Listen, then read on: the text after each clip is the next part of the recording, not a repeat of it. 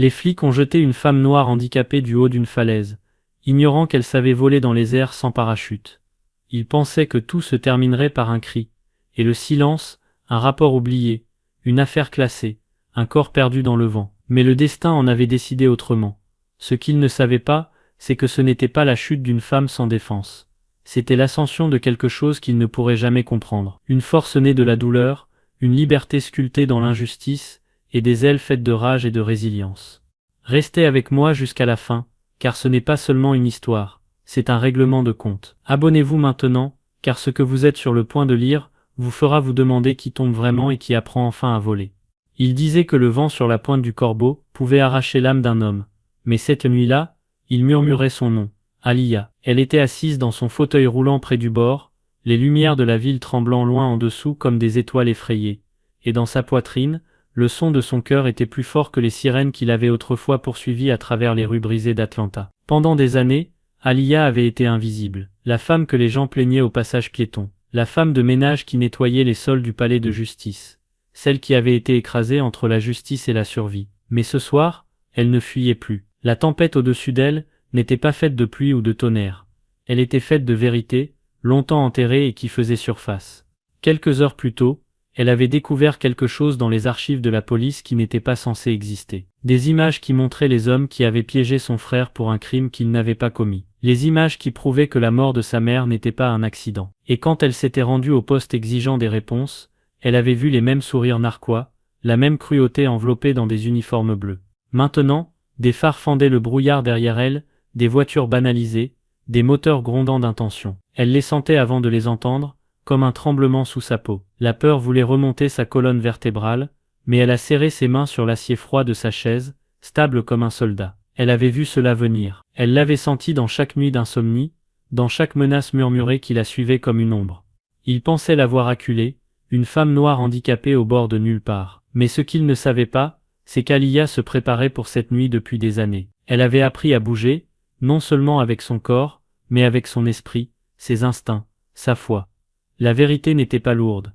Elle avait des ailes, et elle aussi même si elle n'avait pas encore appris de quel genre. Le bruit des portières de voitures claquant résonna comme des coups de feu dans la brume. « Tu n'aurais pas dû fouiner Alia » dit une voix, grave, calme et empreinte d'arrogance. Elle ne regarda pas derrière elle. Ses yeux étaient fixés sur l'horizon où la tempête se déchirait, saignant de l'or dans l'obscurité. « Vous pensez pouvoir m'effrayer » dit-elle doucement, ses mots tremblants, mais pas faibles. « Vous avez déjà tout pris, une pause, un bruit de bottes, le raclement du gravier. » L'homme s'approcha, sa silhouette avalée par le brouillard. « Nous pouvons toujours rendre les choses faciles, dit-il, donnez-le-moi. » Mais la clé USB était partie, cachée là où il ne la trouverait jamais. Alia sourit pour la première fois de la nuit. « Vous êtes déjà trop tard, et c'est là que c'est arrivé. » Le monde bascula, le fauteuil roulant roula, le ciel la dévora alors que la falaise cédait sous ses roues. Pendant un battement de cœur, il n'y eut que le silence. Pas de cris, pas de bruit, juste la chute infinie et le vent s'élevant pour la rencontrer. Mais alors, quelque chose d'ancien s'éveilla en elle. Pas le muscle, pas la magie, mais la mémoire. La mémoire de chaque fois où elle était tombée et s'était relevée. La mémoire de la voix de sa mère murmurant « Ils ne peuvent pas briser ce qui est né pour s'élever ». L'obscurité sous elle n'était pas la mort. C'était l'espace. C'était la liberté. Et avant que le sol ne puisse la revendiquer, Alia écarta les bras, sentit la poussée de l'air la rattraper, et pour la première fois de sa vie, elle arrêta de tomber. Elle ne volait pas parce qu'elle avait des ailes. Elle volait parce qu'elle s'était enfin souvenue qu'elle n'en avait jamais eu besoin. Quand Alia ouvrit les yeux, l'aube saignait à travers les arbres, une lumière douce vacillant sur son visage comme la première bouffée de miséricorde après une nuit de jugement. La chute aurait dû la tuer, briser ses os, lui casser la colonne vertébrale à nouveau, mais elle était vivante, allongée dans l'étreinte des racines enchevêtrées au fond du ravin. Son fauteuil roulant était détruit à côté d'elle comme un fantôme de son ancienne vie. Ses mains tremblaient en touchant sa poitrine, son pouls était régulier mais étrange, comme si son cœur battait dans deux mondes à la fois, l'un de chair et l'autre d'esprit. Elle ne se souvenait plus comment elle avait survécu. Tout ce dont elle se souvenait, c'était du vent l'enveloppant comme les bras d'une mère, la portant, la tenant, refusant de la laisser mourir. Elle essaya de bouger, et la douleur lui traversa le corps en hurlant. Mais ce n'était pas la douleur de la défaite, c'était la douleur de la renaissance. Au-dessus d'elle, la falaise se dressait comme la gueule d'un monstre auquel elle avait échappé. Et quelque part là-haut, les hommes qui pensaient l'avoir effacée, étaient déjà en train d'effacer les preuves, inscrivant son nom sur la liste des âmes perdues. Mais il n'avait aucune idée qu'elle respirait encore, qu'elle brûlait encore, qu'elle portait toujours la vérité en elle. Aliyah se traîna dans la boue, chaque centimètre gagné, alimenté par la même rage qu'il avait autrefois fait croire en la justice. Le visage de son frère défila devant ses yeux, son rire, son arrestation, la cellule qui devint son cercueil. « Ils ne m'enterreront pas comme ils l'ont enterré », murmura-t-elle à travers des dents serrées, rampant vers la lumière du soleil jusqu'à atteindre un chemin de terre. Un pick-up ralentit au loin, son moteur bourdonnant comme un battement de cœur. Un fermier, barbe grise, yeux gentils, odeur de diesel et de foin. Il s'arrêta, baissa les yeux, et pendant un instant leurs mondes entrèrent en collision. La femme oubliée et l'homme qui avait cessé de croire au miracle depuis longtemps. Il l'aida à monter dans le camion sans poser de questions, mais son silence parlait de reconnaissance. Il avait vu son visage aux nouvelles. « Vous ne devriez pas être vivante », murmura-t-il, conduisant vite, ses jointures pâles sur le volant. « Je suppose que je n'ai pas reçu le mémo », dit-elle forçant un mince sourire.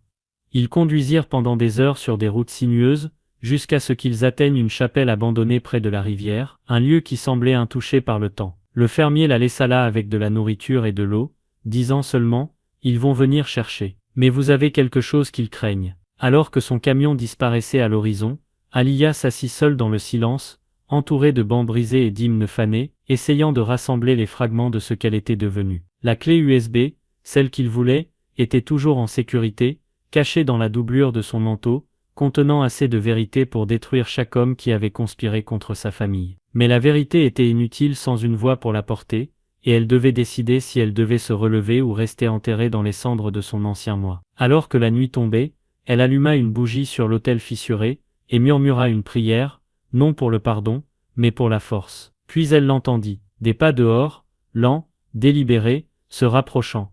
Son pouls s'accéléra. Des ombres bougèrent sur le vitrail, et un faisceau de lampe de poche trancha l'obscurité. Il l'avait trouvée, mais cette fois, elle n'était pas la même femme qui avait roulé jusqu'au bord de cette falaise. Cette fois, elle avait des ailes qu'il ne pouvait pas voir. La porte grinça, et les yeux d'Aliyah reflétèrent la flamme comme de l'or en fusion. Le chasseur était revenu pour finir ce qu'il avait commencé, mais la proie avait appris à voler. La pluie tambourinait contre le toit de la chapelle comme un cœur battant la chamade vers le destin. Et Aliyah était assise dans l'allée ombragée, regardant la porte respirer à chaque coup de vent, son esprit plus affûté que la peur elle-même. L'homme qui entra n'était plus en uniforme. Il avait abandonné son insigne pour l'anonymat, mais la culpabilité s'accrochait à lui, plus lourde qu'une armure, et même à travers l'obscurité, elle reconnut sa posture, la même silhouette rigide de cette nuit sur la falaise. Pendant un long moment, aucun des deux ne bougea. L'air entre eux était épais de tout ce qui n'était pas dit, et la voix d'Aliyah brisa le silence en premier, calme et régulière. Comme quelqu'un qui se souvenait enfin de son propre pouvoir. « Vous êtes venu jusqu'ici pour trouver un fantôme », dit-elle, et ses mots restèrent en suspension dans l'air comme de la fumée.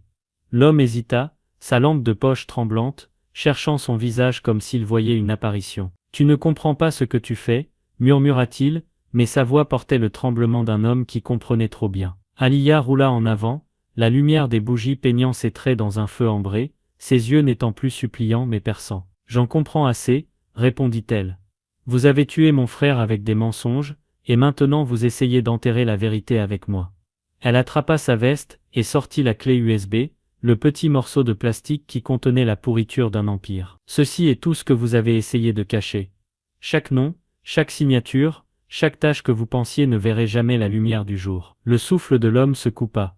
Il recula d'un pas comme si la vérité elle-même était une arme pointée sur lui. « Si vous publiez ça, dit-il, vous allez brûler tout le département. » Les lèvres d'Aliyah se courbèrent en un sourire à peine perceptible. Alors peut-être qu'il a besoin de brûler.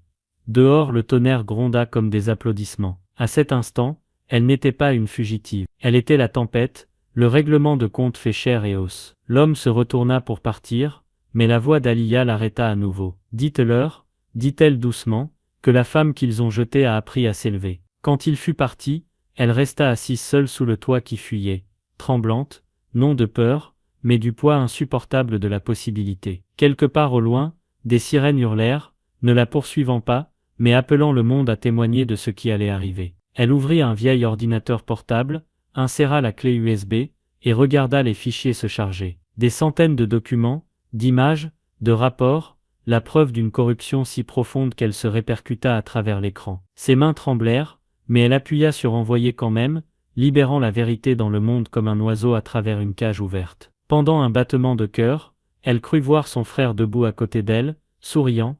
La pluie s'arrêta. L'aube coupa la fenêtre en fines lignes dorées, touchant son visage, et pour la première fois depuis des années, Aliyah se sentit légère. Non pas parce qu'elle volait, mais parce que la gravité n'avait plus d'emprise sur son esprit. Au moment où le soleil s'éleva complètement au-dessus des collines, la ville entière s'agitait déjà sous le poids de la révélation. Des écrans affichant des titres, des radios crépitant d'incrédulité, des voix s'élevant dans des rues qui avaient été silencieuses. Les fichiers qu'Aliyah avait envoyés se propageaient comme une traînée de poudre au cœur de chaque salle de presse et de chaque salle d'audience qui avait tourné le dos à la vérité. Elle s'assit sur un banc près de la rivière, enveloppée dans un manteau usé, le vent soulevant ses cheveux comme s'il célébrait lui aussi sa survie. De l'autre côté de l'eau, des hélicoptères planaient, cherchant quelqu'un qui n'existait plus de la manière dont il s'en souvenait. La femme qui était tombée était partie, remplacée par celle qui s'était élevée. Un passant la reconnut grâce aux émissions. Le visage de la soi-disant survivante miracle, et hésita à parler, mais Aliyah sourit seulement et leur dit « Dites-leur que je vais bien », avant de se diriger plus loin sur le chemin vers le vieux pont qui scintillait dans la lumière du matin.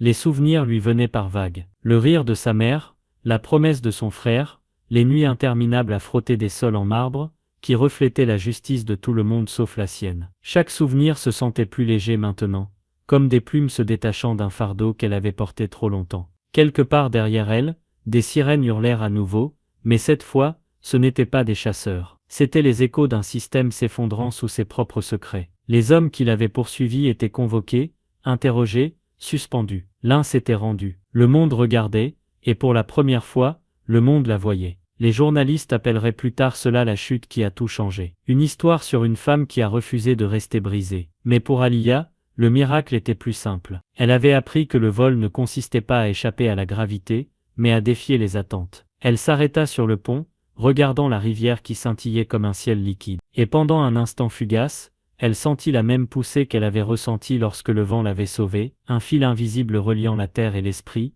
la douleur et la libération. Elle ne courait plus, elle guidait la tempête qu'elle était devenue. Derrière elle, une jeune fille tira la manche de sa mère, pointant Aliyah avec admiration murmurant « C'est la dame qui s'est volée ». Et Aliyah se retourna, les yeux doux, répondant sans parole en levant simplement son visage au vent. L'instant resta suspendu, calme, infini, sacré, puis elle avança, chaque poussée de ses roues étant une déclaration que personne ne pouvait plus jamais la jeter. La caméra du monde s'éloignerait de son histoire. Le bruit passerait, mais quelque part dans chaque âme qu'il avait vue s'élever, une étincelle resterait, le rappel que parfois les ailes ne sont faites de rien de plus que de vérité, de courage et de la volonté de continuer à avancer quand la chute était censée vous anéantir. Et alors que le ciel s'ouvrait grand au-dessus de la pointe du corbeau, le lieu de sa descente maintenant baigné d'or matinal, Aliyah ferma les yeux et murmura au vent « Merci de m'avoir rattrapé ». Sachant qu'elle n'avait pas seulement survécu à la chute, elle avait réécrit la gravité elle-même.